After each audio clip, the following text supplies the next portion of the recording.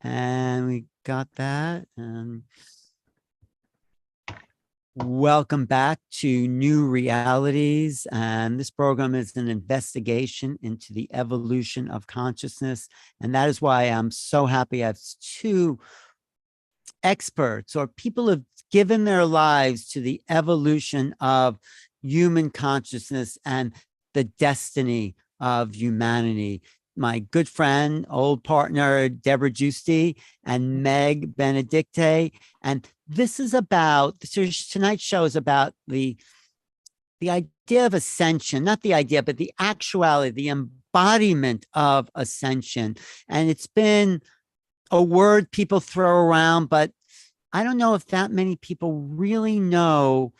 I mean, I have my own definition, and I'll maybe mention that later, but Debra has written the Ascension tips. Meg has been an Ascension teacher for years. So let's define ascension for people who don't know anything, who's first hearing the word. Who wants to go? Debra or Meg? Go ahead, Debra. Yes, go ahead. Sure, I'll start. And thank you so much, Alan, for inviting us here, and welcome to everyone that's with us now. And yes, Ascension is my passion because it's really what's happening now and escalating. So the ascension that's happening now is a planetary ascension, because it's not just happening to one being here and there, which has happened throughout the ages, such as Jesus and Mary Magdalene and Mother Mary, Saint Germain, a lot of beings and awakened spiritual masters that we have seen that have made their ascension. This is more of an embodied ascension that's taking place on this very special time on the planet right now, which I'm sure a lot of you are aware of. We're in a very escalated evolution that the planet is going through. And so that means we as humanity are also have the opportunity for that very accelerated evolution. So this is a process that's happening on all life forms on this planet and really in this whole universe. We were having a graduation time, and this has been predicted by so many spiritual traditions, by indigenous prophecy, moving in from one age to the next age. And so ascension is, on a personal level, is this escalated evolution that's happening at this cosmic cycle. It's a step-by-step process that starts with a spiritual awakening and results into an up-leveling into higher dimensional existence in quantum consciousness. And that happens through a gradual healing and clearing of all the dense trauma, the lower frequencies, ancestral patterning, and an activation of the light body. So you evolve into higher dimensional, fifth dimensional consciousness. You have a clear connection with your higher self, and you experience deep soul embodiment. So this is something that happens within your vessel here. And the outcome is us all evolving into the new world, which is fifth dimensional realities, unity consciousness, oneness that we've all heard about and talked about, but this is this evolutionary process towards that. Well, okay, I'll throw in mine after Meg defines her understanding of ascension, because everyone has their own interpretation. But Meg, you're an ascension teacher, actually, but talk about what it is. How'd you become an ascension teacher, and what is it that we're actually teaching here? Okay, so I'm going to just build on what Debra already shared, because that's definitely my understanding of this ascension process as well. And I'm just going to add kind of a additional, let's say, quantum perspective to it. So not only are we going through a consciousness shift, but we're actually going through an energetic vibrational shift. And how I see that is we are reversing from time compression, a clockwise spin that compresses, matter, right? Creates a very deep density within us. We're going in the reverse spin, or going into the more feminine, radiant, anti-clockwise spin, starting to accelerate the spin momentum, not only of our own atoms, our own vibration, and then that extrapolates into our own torus. And this is where we are going from very rigid lockdown compression to opening, expanding, and elevating into being able to access this quantum field, this fifth dimensional experience. So that's part of how I experience it and see it. How I got into all of this was I had a spontaneous Kundalini activation in the Northridge earthquake, January 1994 in Los Angeles. And within days, everything is kind of like, a movie camera. Everything shifted, my perspective changed, and it was locked going forward to 2012. So it was about 20 years, before that even happened. Like, let's get everything lined up. And I started going through the ascension process myself. I had some private visitations or apparitions, whatever you want to call it, with Archangel Metatron, who I am part of his lineage. And so we've worked hand in hand, helping me to understand how to do the process myself, and to kind of practice the craft, if you want to call it, working with his technology, and then starting to offer it in client sessions about 25 years ago, and then starting to teach it. I didn't know what I was doing. It was pure intuitive, right? Just higher guidance, trying to, trial and error, figuring out what was working, what wasn't working, and beginning to document what was working, and so that I could start to share that and teach it. And it's an extraordinary process. It's a difficult process because, in a way, we're delayering all that density I mentioned earlier, right? We're kind of, in a way, clearing our earthly history. So we become this real clear crystalline vessel for the soul to merge in. So on the quantum level, right, physicists have they have demonstrated that energy is both a particle and a wave. They have both characteristics. We are as well, right? We're a particle field, a physical human, and we're a wave state, our spirit or soul. And we're beginning to dissolve those separation membranes or veils or barriers so we can merge and become the divine human that we are. Right. But talk about the Ascension technology that you learned from Metatron. Can you be specific? Because it sounds really juicy. Sure. Okay. So I think if we were all kind of left on our own, we would be way farther behind, because this is a very proactive process. So Metatron, very, very, very baby steps for me. Basically, the first thing was, okay, draw a circle with 12 points and go sit in it and start spinning it. And I was like, I don't know what you're talking about, but okay. And over time, I began to begin to see more clearly, that 12 circle with 12 points is actually Metatron's cube. And so as I connect my whole energetics, right, my feet would literally ground into it, activate it with my own life force. Metatron's cube began to open up as an anti-clockwise vortex around my field. And this is how I started to accelerate this transformational process, right? Spin my atoms now at the speed of light, not into density compression. And everything started to open up.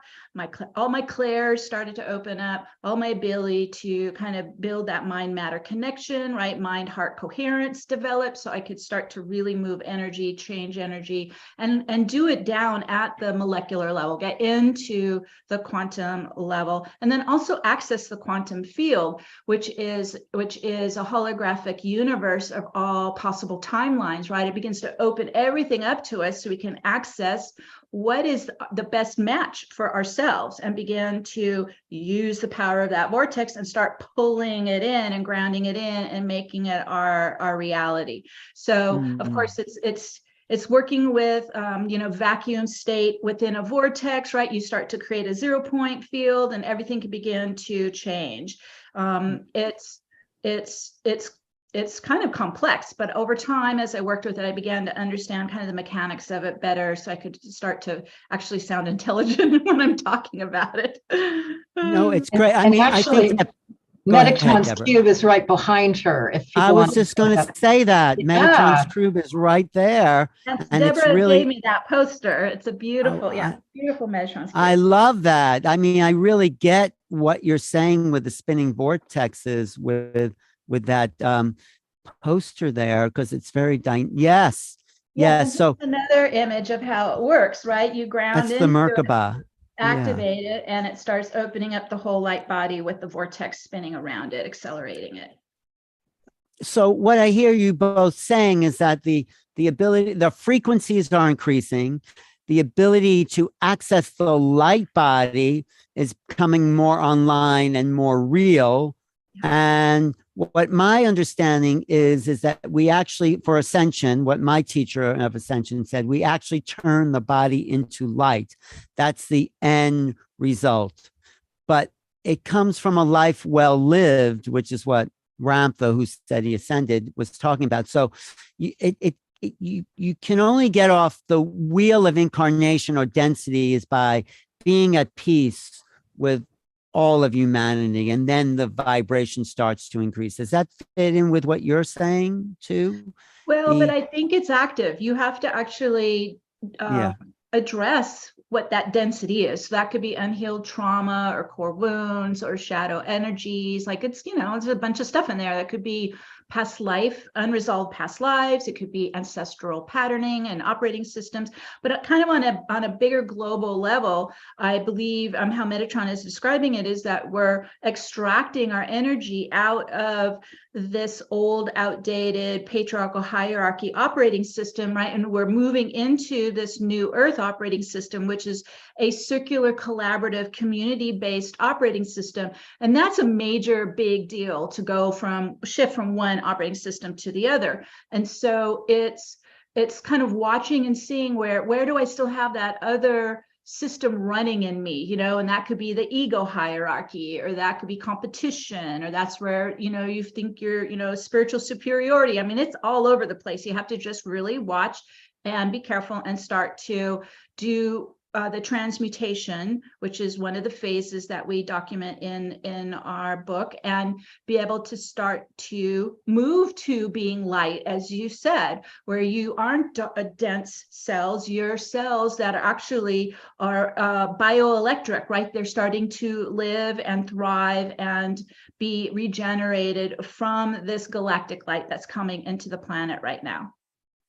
So you're saying it's happening to us, but we're just can't just like say, oh, it's happening. We have to actually be co-creators. Exactly. Thank you. Perfect Which word. is why Debra wrote the book, Tips to Ascension. This was co-written with Meg. So I was inspired because I went through my own process of dark night of the soul, stripped down to everything. And then found Meg, and she was one of the very first top Ascension teachers. And in learning from her and then seeing these similarities all over with what other Ascension teachers were saying, I wanted to put out something that's very simple that explains this Ascension process that we're all going now, so that anyone can figure out what's happening, what's coming up, how do they deal with it, and what do we have to look forward to. So it's very simple. You can download it for free at ascensionnow.org. And it's 88 different tips that explains this process in 4 different categories.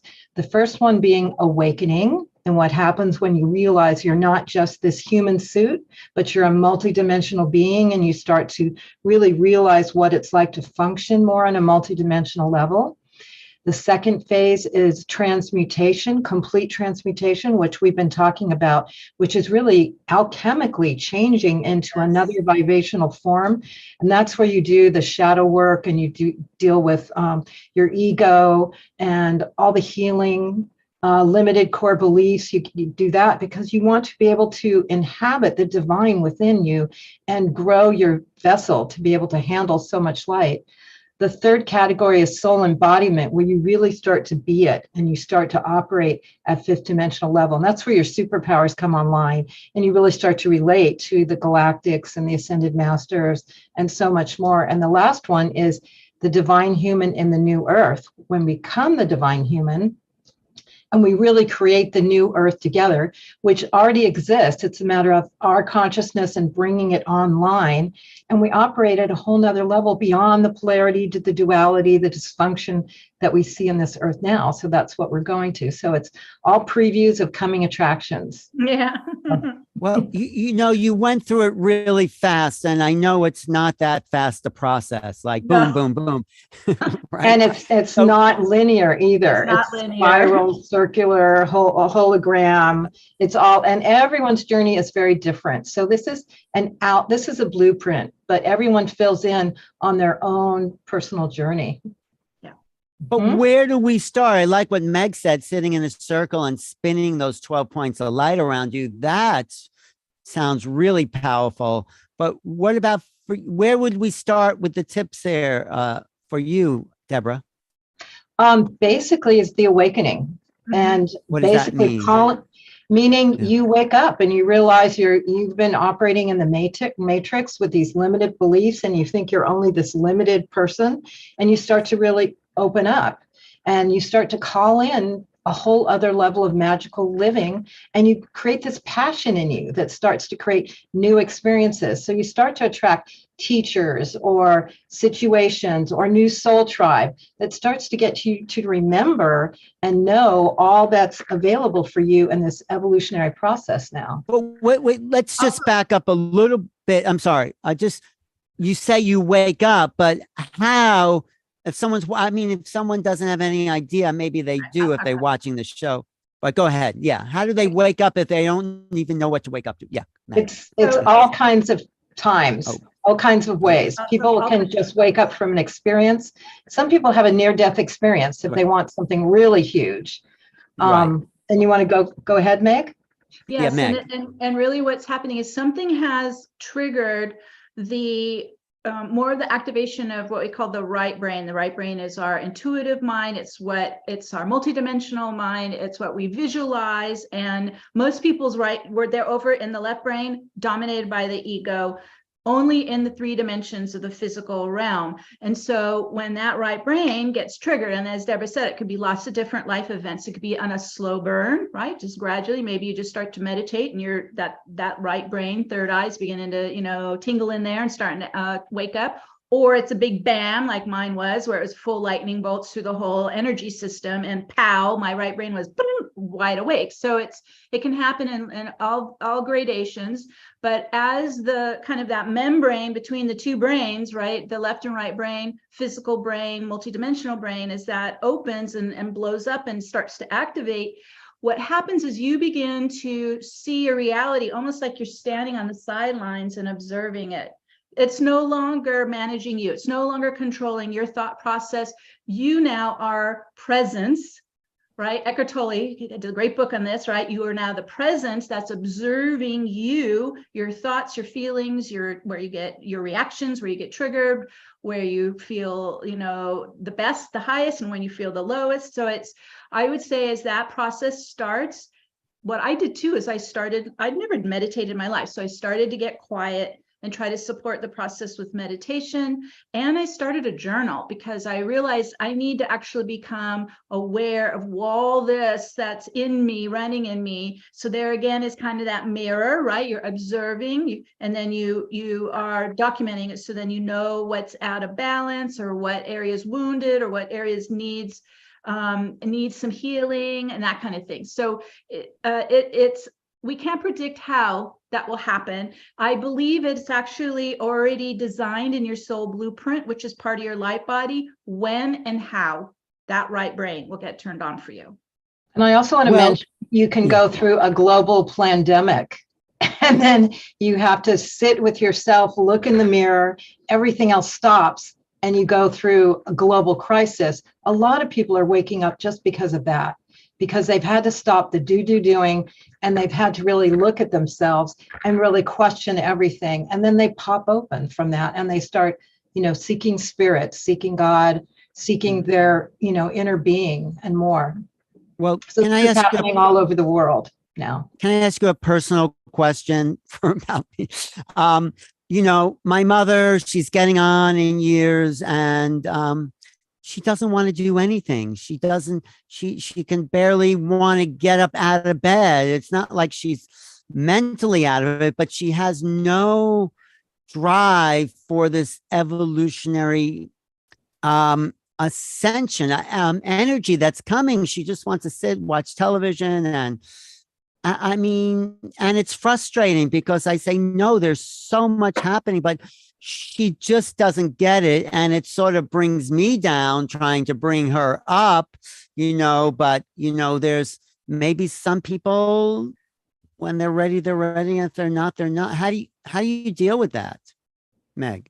Yes. Well, you are a loving son and you want to help her, but you got to watch where your own ego's saying, well, there's something wrong with them because they're not awake yet. All right. So watch for that. We have to really respect everyone's blueprint, right? Everyone's process, right, wherever they're at. But if there is someone in your family or inner circle that you love dearly and you're concerned about, you can always continue to send them love and light all the time. You can continue to support them. I see when I go into Akashic Records with mothers, so within families, parents, children to, parents to children. You can also extend like a net of light around their field, just to kind of help contain them and help them begin to experience more of that light frequency. So there's ways we can do it without interfering, or inserting in, but also supporting them as well. Well, I think you said something. I would say it's Debra. important to not have judgment, because that's our own concept, because we have no idea what path she's on. She could already be a Buddha and just know she's got it handled and she's just chilling, and she birthed you, and that was her role, to birth you, so you could be the loudmouth. There you go. And tell everyone about it. So she's already done it. So, and everyone has their own path. And the most important thing is to be it. Because the more you be it in your vibration, the more people get it and are influenced by it. Yes. Well, I think that's the most important thing I've gotten so far out of this conversation, is that in this age, it's time of ascension, thoughts are things. And when you send someone energy, when you send someone light, you're just not making it up. It actually is an energetic transmission. So the more we can send love and light to whoever, it could be somebody homeless on the street, just send them light and love, and maybe give them some extra change or something, because they're in your reality.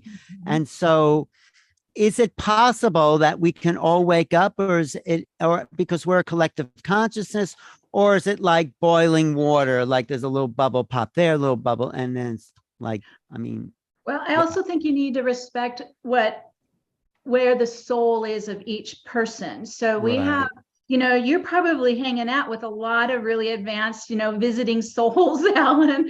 Okay. I'm hanging out with Debra. Yes. Yeah. Okay. So, but probably the majority are human souls. They're not from other star systems, right? They're baby souls. They're this may be their first opportunity at this kind of quantum consciousness. So we also have to recognize it. They're gonna continue maybe in the cycling into future incarnations, and that's all good. That's just where they are as maybe new young souls. Right. But there does seem to be like there's a split now. There's a yes, there is. People talk about that bifurcation of humanity, because we're going in two different directions. Yeah. Okay, so how I see it is just, again, from kind of the bigger picture looking onto Earth, that there are two very distinct now operating systems, two very distinct holographic realities, if you want to call it that, because we literally are holographic. So we've got these two worlds.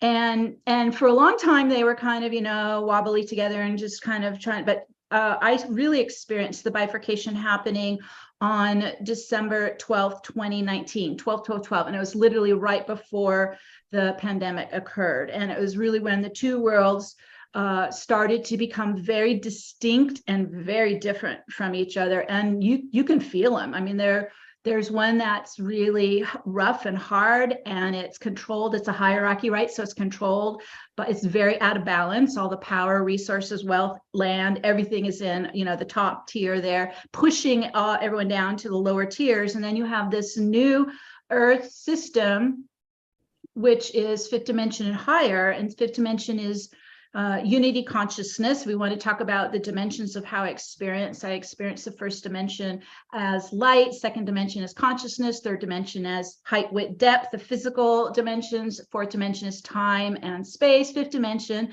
is our interconnection. That's the wave particle becoming one again, right? It's unity consciousness, it's oneness.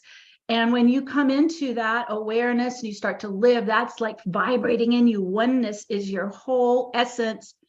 It's very different than what that other system is. And you have love and compassion for all life in this universe, and you want everyone to succeed, right? It's a big win-win type of mentality that we don't see in the top-down hierarchies. Yeah. And you know what I noticed, and this is just me and the people who have bifurcated in whatever direction, there's a lot more fun on the ascension path. There's more joy. There's less suffering. There's less drama. There's less anxiety. I mean, and there's no fear. Yeah. It's love. It's so, it's love vibration. And why wouldn't anyone choose that? That's what I'm asking the people in a way who I'm still in touch with in this other vibrational field. Debra, why don't people choose love and joy and embodiment? And again, everyone's on their own path, and you've been around the block for a long time. A few times, yeah. So you've gone through the process of healing a lot of your core stuff, because you are a happy and bright and loving guy. So you've done that process. The other people are still needing to go through that. And so again, we just got to be the love to them. And as if they pop open and go our way, that's great. If they go their, just another way that's important for them, for their own growth. So it's just, and I know you want to be the cheerleader and bring everyone along, but you have to be okay with the people and their own choices of what but don't stop cheerleading, because the love that you put out. Yeah, the love that you put out and these shows and everything you do is really important, because people at one point, the third time they hear you, they go, maybe he has something there. So it's. Well, and I think too, it's such a high vibration. If they're still kind of, in the layers, right, of density, they can't even feel it, sense it, know this other world is there. You're basically kind of blinded that it's there until you might have a life crisis, or you might have something, right, that kind of cracks you open a bit and you get the glimpse, oh my God, there's another world out there. So it's in a way vibrational, right? They aren't connecting until you ascend into higher vibration, higher consciousness, and be able to, then it's like the many worlds open up and you're like, oh my God, I had no idea. And then that's when you can start to connect to it. Well, what's so key and so important, I think, is what Debra has been doing for 40 or something years, building community. Like we have this community and we're in touch, and the Global Peace Tribe, there's a support there. So if I'm having a hard time, or I've had this fresh awakening, what's going on, I'm seeing auras, and there's a place you can go to with people who've been there before. And it's great you're talking to Metatron, because that's an ascended master right there, and he's kind of holding your hand through the frequencies of evolution. And so I just think a community is so important, that we have each other to support this process of evolution.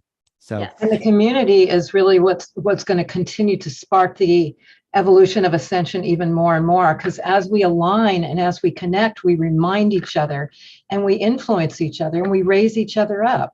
And the love creates connection between us all. So we're all moving together. And this is part of what the planetary ascension is all about, is we are meant to join at this point and connect with our soul tribe and soul family that all came to the planet at this time for this incredible showtime, this party we're here to evolve forward. And so it is important for us to come together, which is why you've seen that happen so much in the last couple of years, as so many groups have aligned on Zoom and they're finding their tribe.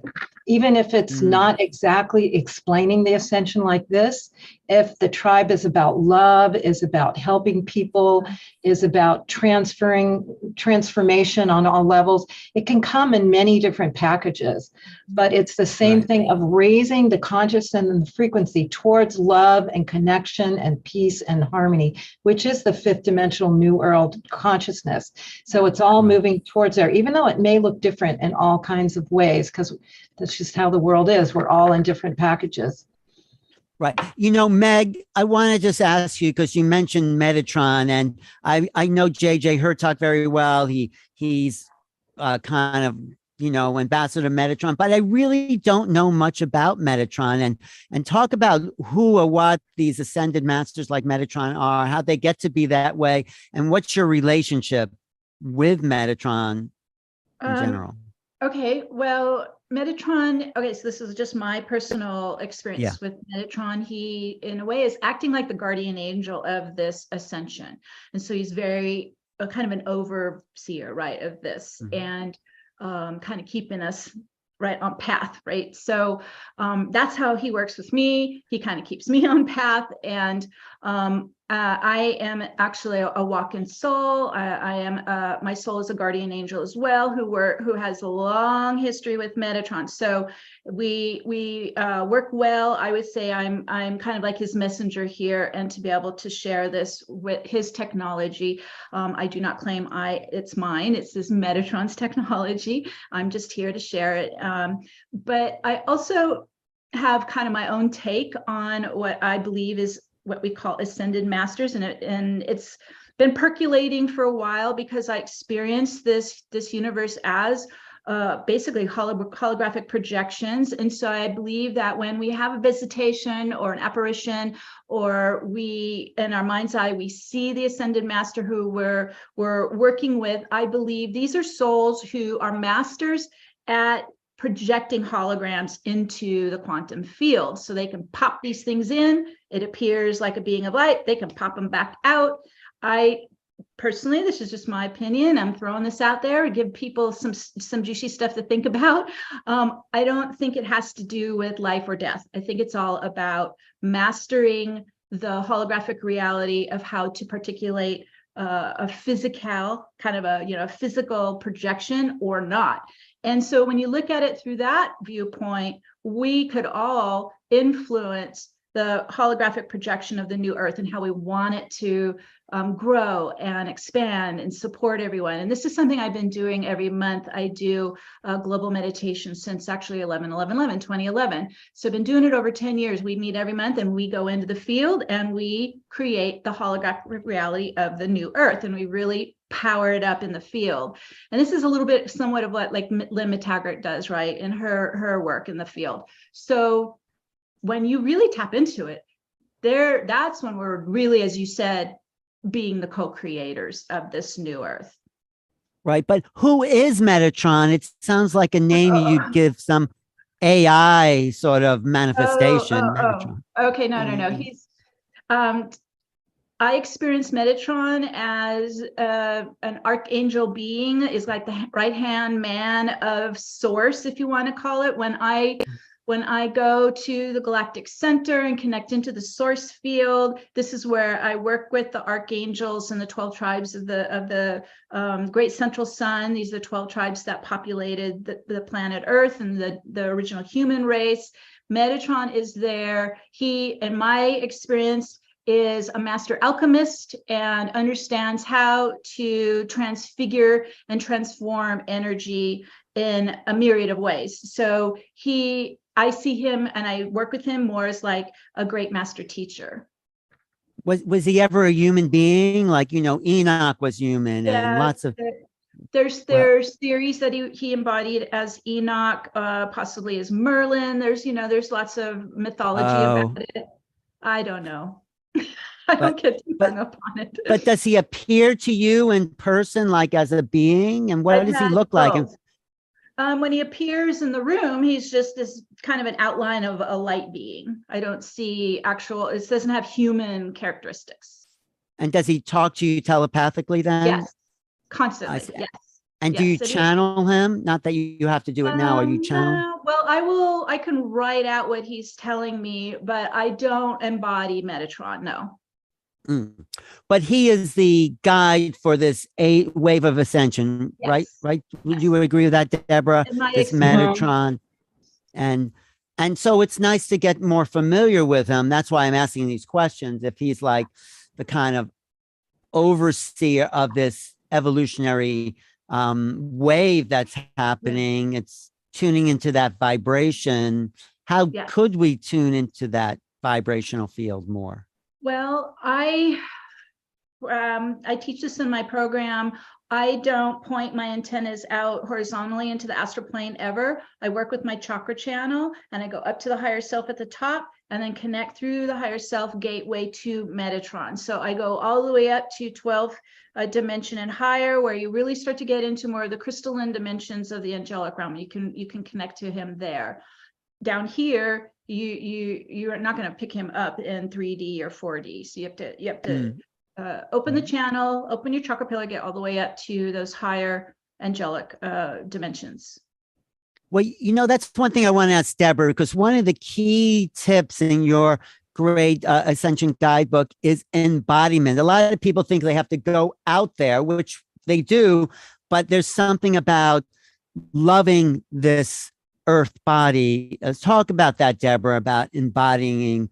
Yeah, and it's transformation of this. It's truly an alchemical shift, and you get lighter and lighter.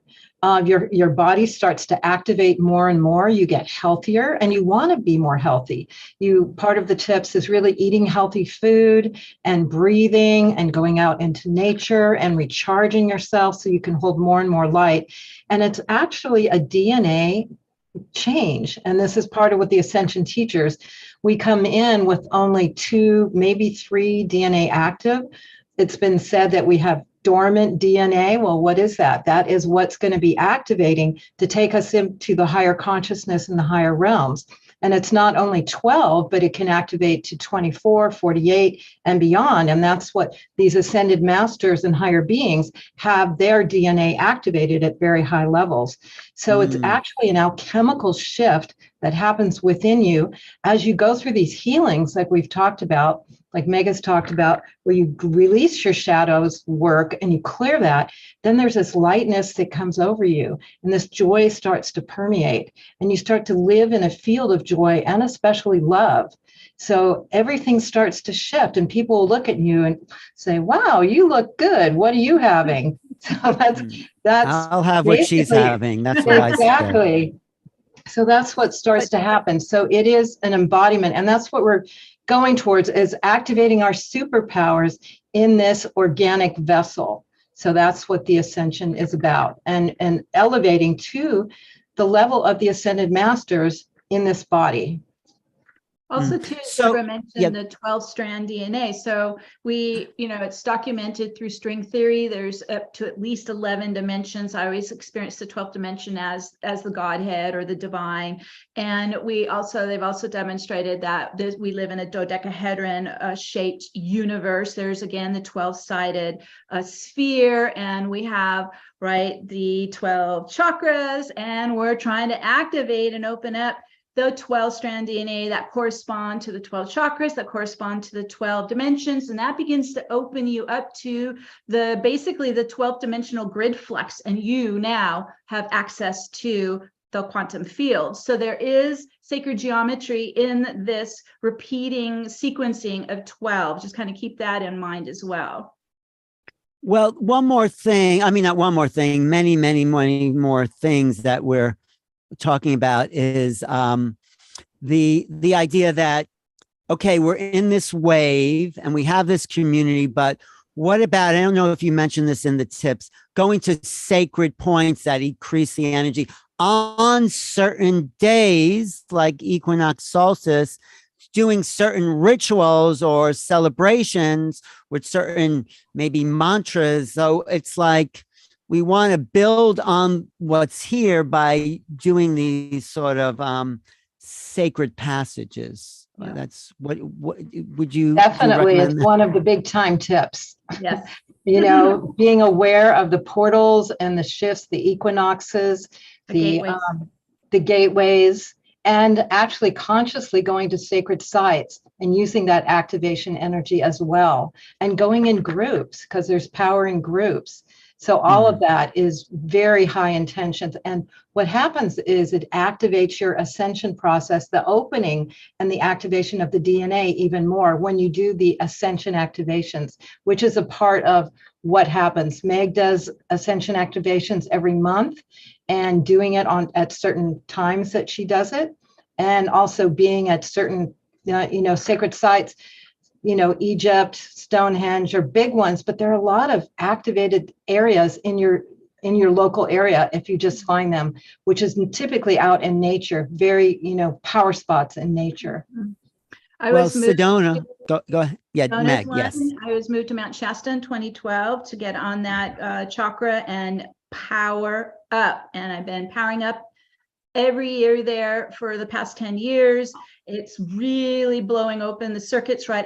It really starts to open much more of your Merkaba torus. Anytime you can get onto the ley lines or the earth chakras, and as Debra said, even in group, next month I'm going to Egypt to get on the ley lines and the sacred sites there. Like, this is kind of, think of it as you're opening up your crystalline vessel. You become this channel, this conduit of that unity consciousness, right? Of that source light and love. And so this could be part of your blueprint. It could be part of your soul service. Your purpose is to be this conduit. You can be doing it where you live, or as Alan said, you might get pulled like I had no idea I was moving to Mount Shasta, but you get pulled and like, okay, sister, this is where you got to be next. And so you just start to follow how your blueprint is designed in you for your contribution to this extraordinary time. Well, what we talked about Sedona being one of those activation points, and actually I'm going to show this little flyer where Debra and I and a great community of people are going to be joining together for the Sedona Ascension retreats of all things. And there's run by Suzanne Ross, and there's Debra, and there's me, and there's Matt Kahn, who's a being of love, Paul Selig, do you know Paul Selig's work, Meg? Do you know who he is? Yeah. Brilliant teacher, JJ and Desiree Hurtak, Maureen St. Germain, William Henry, Michael Jaco. So it's a real gathering of high energy people in a high energy place at a high energy time.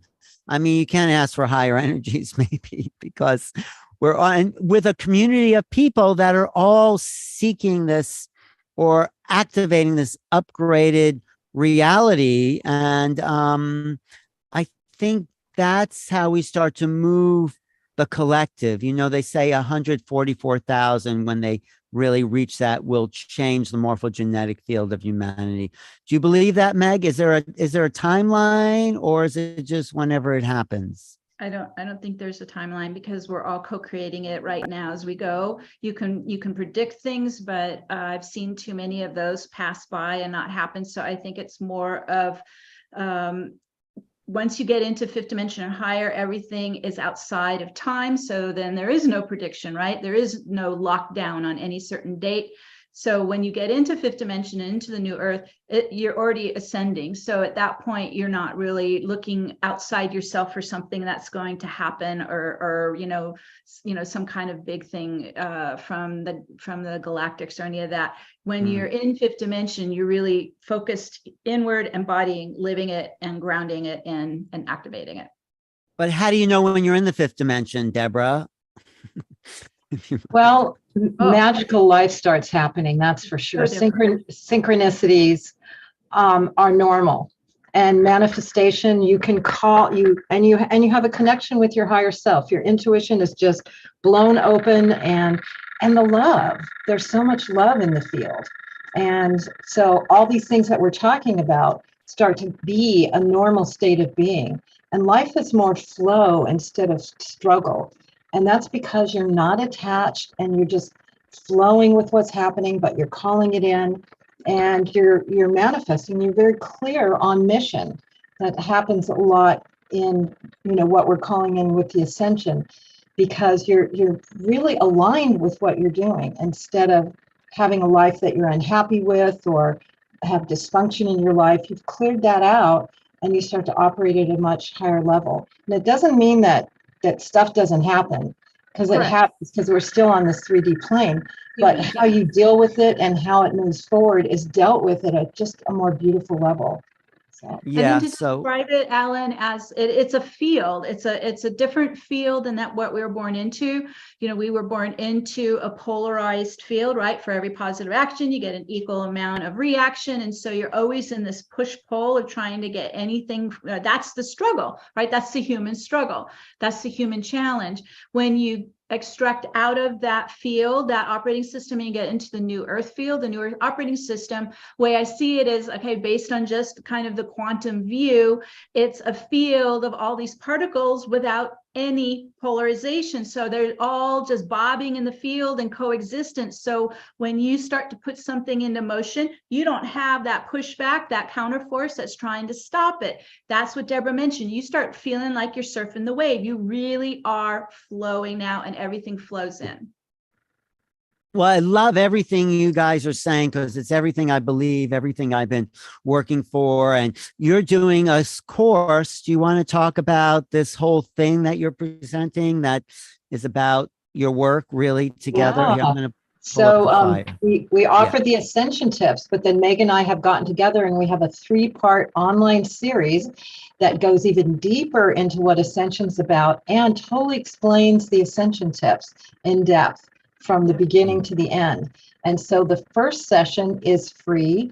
So if you sign up at ascensionreveal.com, you can check out our first session.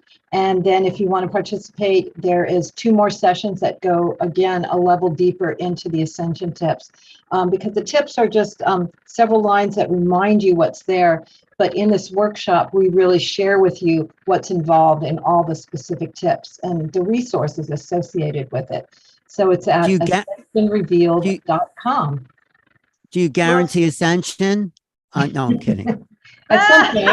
100% guarantee. We're also going to do live protocols, right? So we're going to do live work with Metatron's cube, quantum vortex, so people can actually experience it, feel it, see it, and then they can go take that into their daily practice and work with it. Yeah. Do you have a book, Meg, about the Metatron Ascension practices? Well, I have a book that I published in 2009, becoming the Sacred Keys to Becoming a Divine Human. This is when it really started for me, when I began to get into the new earth field, live as it. Right now, I'm in the process of, I built an academy the last 4 years, so I've been writing madly for courses in the academy. Okay. And that's part of what we're going to use in these upcoming shows, is some of the material from my academy to really kind of illuminate how these tips can operate. And then on the backside, I'm in just starting to jot down and begin to write a book about the walk-in experience, because it's so rare and different than what most people are experiencing. But why don't you talk about your walk-in experience a little bit? Because I've interviewed lots of walk-ins. They're all so strange and unique, but what's strange and unique about yours? Well, I think part of what is happening is, I think a lot of people think they're walk-ins, but actually their soul is actually starting to descend in. I agree. So that's not what I'm talking about. I'm talking about where I actually joined an existing incarnation, an existing soul. And it's called the soul braid. So it's basically schizophrenic. It's very challenging. It's very difficult, especially because that soul did not leave. So I was in a soul braid for 21 years, working through her karma and helping dismantle her ego and all of this, right? And I would say the walk-in experience is going through ascension on steroids, because in a way you're dismantling an entire incarnation. So that would be all of it, right? The genetics, the ancestral lineage, the ego, all of it. And then you move into your own quantum continuum. You start your own incarnation. And that's why I had to move to Mount Shasta to do that. I had to pull out of her timeline in Los Angeles and just let everything break down, collapse, I helped her transition back to her soul group, and I started taking over the whole bioenergetics. And what was even interesting is I even had to ignite my walk-in chart. So even getting the astrological chart that's part of the blueprint of my soul purpose, and light that up and begin to ground into the walk-in chart, and let that start to run the life. Because when you're walking in somebody else's incarnation and you have a soul purpose, it's very frustrating, because I could only go so far of what her energy would allow. And it wasn't very far. It's actually pretty extraordinary. I got anything done at all in her incarnation. But that's what drove me to collapse it, so I could actually fulfill my own blueprint, my own soul purpose, which now is starting to really open and expand. But where were you before you walked in? Where were you walking out of? That's a great question, because so as a guardian angel, I actually have never incarnated here on Earth. And also at some point, I'm not sure the exact time, but this became a quarantined planet. And so nobody else could get in here. Only those who are reincarnating are here right now to try to get out of that reincarnational trap. And so those who I know work with as walk-ins, we came in, it was the only way we could get in. And so I don't have an earthly history. I don't have karma or any of that built up in that reincarnational recycling. I mostly, my soul being a guardian angel, just works more from the higher celestial realms and not down here in the earth plane. But I think what was happening is the original ascension plan started going off kilter and wasn't happening. And so a lot of us came from the future and said, all right, we got to walk in, we got to get in, we got to help, boots on the ground, and start helping humanity figure out how to get through this process. Because if you don't work the process, think about it. If you're being bombarded by all this powerful galactic light and you're not doing anything, that's just going to make you feel worse and worse and sicker. And break you down. So by working with the process and the galactic light together, then you get on that, as I mentioned, that anti-clockwise up spiral. Wow. Well, now that you're here, don't you love it here? Or don't you think it's a great planet? Yes, I love it here. Well, I love New Earth. let me clarify. I love being in the New Earth. Well, we're creating it, we're creating this new field. And so, I mean, Debra, this is how I used to think about it. Ascension was a destination, but you're saying it's more a process, or is it a destination, Debra? What do you think? It's a process, but we are going together towards this new earth that we're creating. So it's all of it, and it's not linear, and it is an experience that we came here to accelerate, basically. So it's a process within ourselves, and we're joining hands and we're walking forward together. Well, let's talk about that as we sort of wrap up. I mean, we could talk for hours, but I mean, my favorite question is, what does the new earth look like? How do people live? How do they act? What do they do that's so different from what they're doing now? So let's talk about the new earth, because we're going to create it by talking about it. So Meg, what's the new earth for you? All right. Well, first, it is vibrating in higher frequencies. So what I find is everything, all the colors are brighter, right? And all the energies are sparkling. And like you go into nature and it's like, whoa, and you're just blown by how powerful it is. It's a coherent field. So as we talked earlier, right, everything is in a nice, smooth flow. There's none of that counterforce. And it's also a circular operating system. So that means, think of it kind of like a round table, Arthur's round table. Everyone is contributing, even in spirituality, right? There's no one who's head of the table. Everyone has their piece that they're contributing. And so it's very collaborative. And we're starting to see signs of this. We're starting to see businesses that work on that circular collaboration. I even noticed that Cambridge University is teaching a course on the circular economy. So this is new thought forms that are permeating through how we want to live as a society, live in our communities, live in new relationship, right? The new earth has a whole new way of being in relationship that's not like the old one.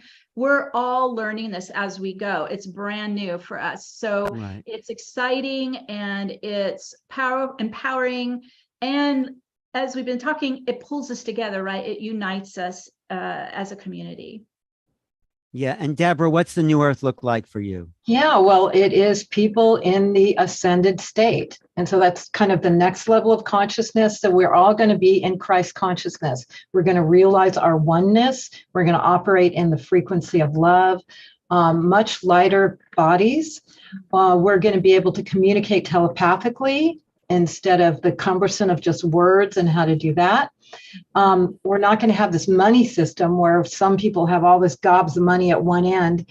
The money is going to be kind of what you contribute is going to be your divine mission, and it's going to be very creative, and survival is not going to be such a, an incredible hassle, because we're going to have new technologies that are going to allow us to exist in new ways, the new energies that have started to come out and then got suppressed from the powers that were, but the free energy and other technologies, not the AI that's starting to come up now and put chips in your brain. We're talking about the organic ascension is what we're working with. Yeah. And also one incredible thing is we're going to join the galactic community consciously and realize that we are, a part of a vast civilizations of all higher galactic beings, and work consciously with them instead of what we do now, which is kind of deny their existence. Well, I want to ask you, because Meg talked about the colors being brighter and kind of a higher consciousness. How important is plant medicine? I mean, I have my own opinions, but there's a sort of split in the community of those like saying, oh, this is a tool. Others saying, no, don't. But what's your opinions about? Oh, well, I see myself and everyone as a particle in a wave, right? So we have a physical body and we have an energy body, and I treat both. So I treat energetics, vibrational healing and medicine. And then I also treat my physical body with like herbal tonics, these kinds of things. So I think there is such divine wisdom, especially in the new earth, in plant medicine. No, but I mean hallucinogenic plants like ayahuasca and I don't think you're going to need it, because when you blow open that right brain, third eye, you are already probably even surpassed what ayahuasca can do. So I agree. I don't think we'll need it. I've never needed anything. I've never done any kind of hallucinogenic ever. And you're pretty out there. That's pretty out there. I think. Yeah, I don't think we need. What's that, Debra? Yes. For society that is really stuck, that's why it's coming right now, because it's blowing open some people that are just so blocked. But it is not a tool to get addicted on. And that's part of the problem in our society is we kind of, we latch on to things and then keep using it. It's something just to look out the window and go, whoa, and then develop your own connection with source to get there. Well, and I think you could be skipping steps ahead if you do that. Like you first need to be grounded, right? And have some kind of a framework or a system to support when you go into those more expanded higher states. If you just jump to that without the discipline, right? The spiritual practice, the framework, the system in place, it could actually disassociate you more. So I think tread carefully with that. Yes. Well, I agree. I think there's a lot of disassociation, not to make a judgment, but maybe it's a little judgment in the plant medicine community where they've sort of, the people I know anyway, I mean, people can do whatever they want, but they kind of get stuck as that's their tool, and they forget this incredible technology that we have in our cellular structures if we just let it arise organically. Yeah. That's my feeling. No kidding. I think they are discounting their own light body potential. They're not realizing they're actually designed to do this themselves. Right. We are designed to ascend. I think ascension is the natural process. And especially now as the vibrational field of the earth, these earth bodies. I mean, Meg, you came in from an ascended place, would you say, as a walk-in, and now you're here to raise up the density of the physical realm. Yeah, right? so I do it monthly in groups, or when I'm like in Mount Shasta, I do group there. I also do one-on-ones. I've been doing one-on-one with clients for 25 years, helping everyone I can with whatever time and energy I have available to support everyone getting into that higher ascended state and start to activate their own internal light body that's just basically dormant under all that density. So as you continue to delayer and heal and clear the density, you can start to, it's like an engine, you can start firing up that light body, fire up that engine and get it running for you. Yeah, no, it's really exciting. When are you giving your classes so people can know about that? Your class? Debra and I, the March 9th and March 16th. Oh, I'm going to put that poster up. And what about your individual? People can download that anytime and get that anytime. So that's going to be available forever, is Ascension Revealed, which will explain the Ascension tips in depth. So it's great to download the Ascension tips at ascensionnow.org and then get the online program where you get personal training. But Meg has a lot of things she personally offers as well. Yeah. Let me just pull up that Ascension tips. But Meg, I'm just going to pull out that poster, but also talk about this is the Ascension tips. You can go download it for free at ascensionnow.org or scan the QR code, come to the class that these beautiful women are doing. But when do you do your individual classes, Meg, or your one-on-one, or your classes weekly? I do a monthly global activation based on the date of the gateway. The next one is, of course, the equinox in March. So they can go onto my website and just see upcoming gateway events, global meditations. And as I mentioned, I'm going to do a 4-day retreat this year. 2023 is a 7-year. That's the year of the mystic. This is a powerful year for co-creating. And so Metatron said, all right, girlfriend, you got to do a retreat in Mount Shasta on July 7th. So July 6th through the 9th, we're going to do 4 days. We're going to get up on the mountain and activate the light body. This is a spiritual mastery retreat. And I'm also launching next month a private membership if people want to actually meet with me every month for mentoring and really get into this Ascension process, live shows and online study as well. Right. And Debra, you're always so busy doing a million things. I will see you in Sedona in March 17th. Yeah, I'll be hosting an Ascension panel with some of the incredible speakers there. So that's one of my love and specialties. Yes, it is. And what else is coming up for you, Debra? People can join my newsletter with Wishing Well Promotions, where I put out Debra Recommends, Harmony Connects, and Transformation Paradigm that shares about all the incredible online programming around personal growth and ascension and evolution, as well as all the live events that are happening all over, as well as online events. And you could still get the series Debra and I did called the Making Contact series, or Making Contact series. That was a 6-part series that was pretty successful. I think a lot of people got awakened to other levels. Yeah, that showcases Alan's book, Making Contact, that has all those incredible speakers live on the program. So it's makingcontactseries.com. Yeah, so there's a lot of stuff coming up this year. Aquarius is, Pluto is moving into Aquarius. Yes, big time. What does that mean, Meg? Oh my goodness. So Pluto has been in Capricorn for like 20 years or something. I'm not an astrologer, but I watched this gateway that's coming. It's going to move into Aquarius on March 23rd. But Pluto is like the shadow work. Pluto is the resurrection planet, right? This is where total transformation. And for these years, it's been in Capricorn of the patriarchal institutions, right? Governments and authority and banking and all of that. And it's just taking a sledgehammer to all of that. That's part of this old operating system that's starting to complete. And then it moves into Aquarius. Of course, that really ignites more of the Aquarian era. And those of you, of course, who know astrology, Aquarius is the sign of the collective, of community, right? Of our interconnectedness. And you have Pluto going in there. So in a way, Pluto's going to clean it up because there's probably shadow in there that needs to get cleaned up, but it will help raise it. It's a resurrection planet. It's going to help raise the community. I think this is an ascension movement that's happening, Alan. Wow, that's great. I am Aquarius myself, 1 degree. So I'm good luck. looking forward to, no, I'm looking forward to that deep resonance of the plutonic energies and this Yes. next level of collective society, the Aquarian age, really, Yeah, which is the it is. age of ascension. So Yeah. I'm really happy with the work both of you are doing, and so nice of you to showcase it here on this Thank you for program, New having me. Realities. Thank you, And Alan. Meg, I hope to see you somewhere, and maybe Yes. July 7th on Mount Shasta. Please let me know if you come. That would be Well, great. it sounds amazing. I mean, just being on Mount Shasta is pretty intense energy. Yeah, it is. So, Yeah, it is. Thank well, you.